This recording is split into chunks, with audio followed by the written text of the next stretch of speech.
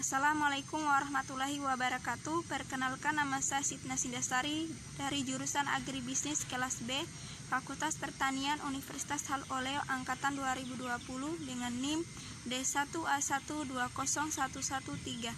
Dalam video kali ini saya akan membahas materi Pancasila dengan judul Menggali Sumber Historis Sosiologis Politis tentang Pancasila sebagai Sistem Etika. 1. Sumber historis. Pada zaman Orde Lama, Pancasila sebagai sistem etika masih berbentuk sebagai filosofis Grundslate atau Weltanschauung. Artinya nilai-nilai Orde Lama telah mengenal nilai-nilai kemandirian bangsa yang oleh Presiden Soekarno disebut dengan istilah berdikari, berdiri di atas kaki sendiri. Pada zaman Orde Baru, Pancasila sebagai sistem etika disosialisasikan melalui penataran BP 4 dan diinstitusionalkan dalam wadah BP 7. Ada banyak butir Pancasila yang dijabarkan dari kelima sila Pancasila sebagai hasil temuan dari para peneliti BP 7. Berikut pemahaman tentang butir-butir sila Pancasila. Sila Pancasila, ketuhanan yang Maha Esa. Cara pengamalannya yaitu 1.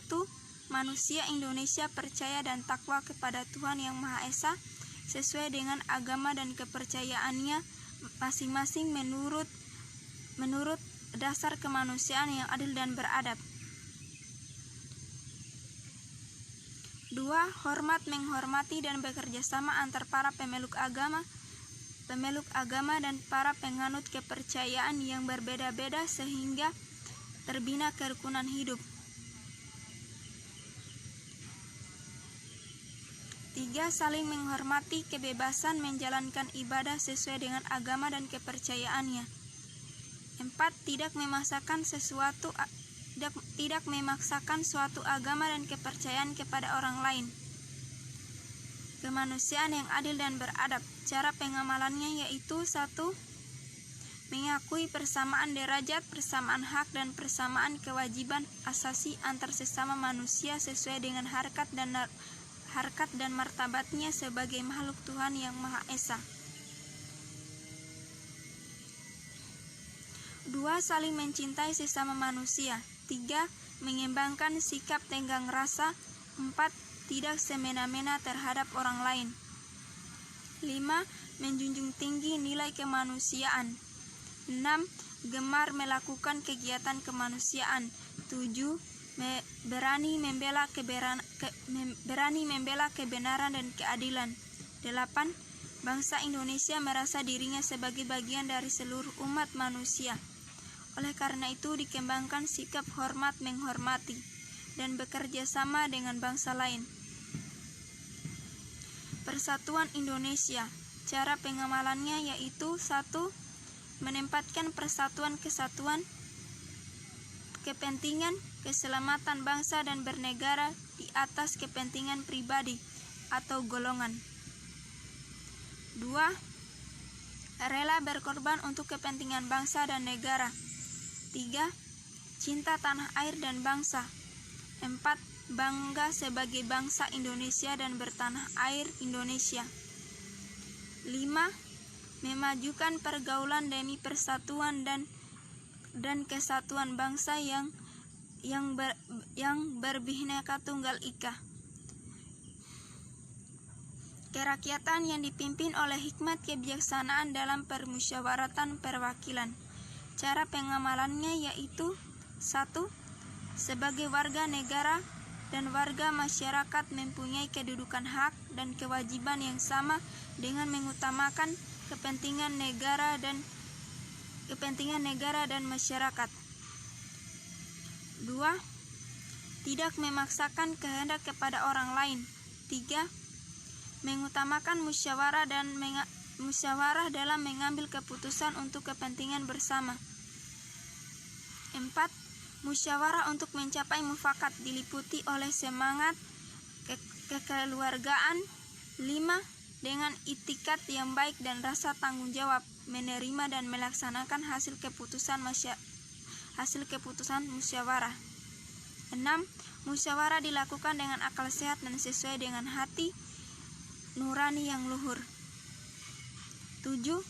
Keputusan yang diambil harus dapat dipertanggungjawabkan secara moral kepada Tuhan Yang Maha Esa, menjunjung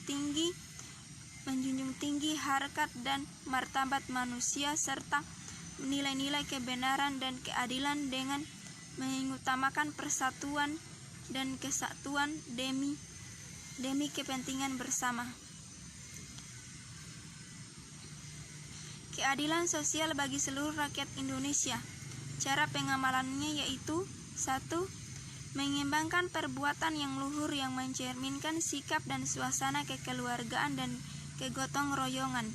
2. Bersikap adil. 3. Menjaga keseimbangan antara hak dan kewajiban. 4. Menghormati hak-hak orang lain.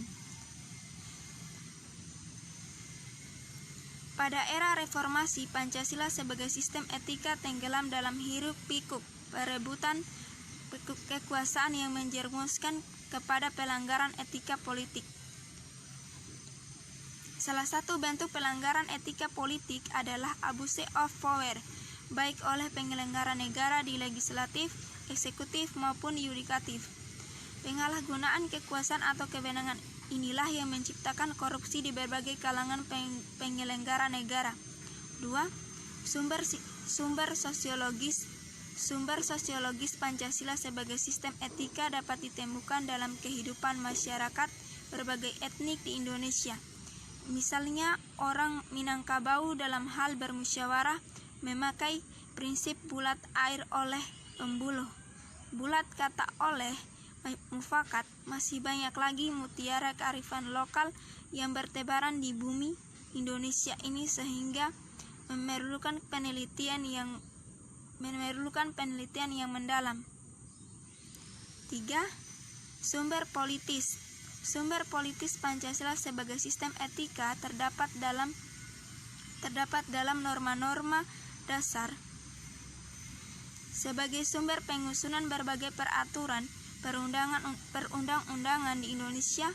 Hans Kelsen mengatakan bahwa teori hukum itu suatu norma yang berbentuk piramida.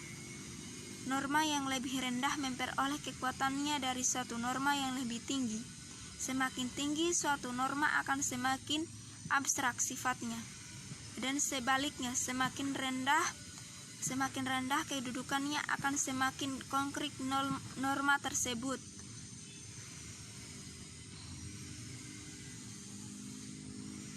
Pancasila sebagai sistem etika merupakan norma tertinggi yang sifatnya abstrak, sedangkan perundang-undangan merupakan norma yang ada di bawahnya bersifat konkret.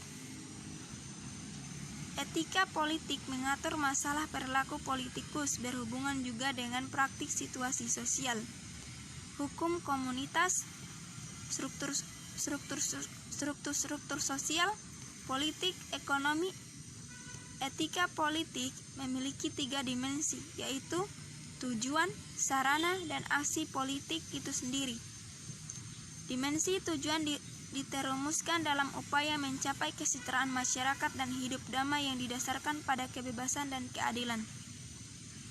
Dimensi sarana memungkinkan pencapaian tujuan yang meliputi sistem dan prinsip-prinsip dasar pengorganisasian praktik, penyelenggaraan negara, dan yang mendasari institusi-institusi sosial. Dimensi aksi politik berkaitan dengan pelaku pemegang peran sebagai pihak yang menentukan rasionalitas politik.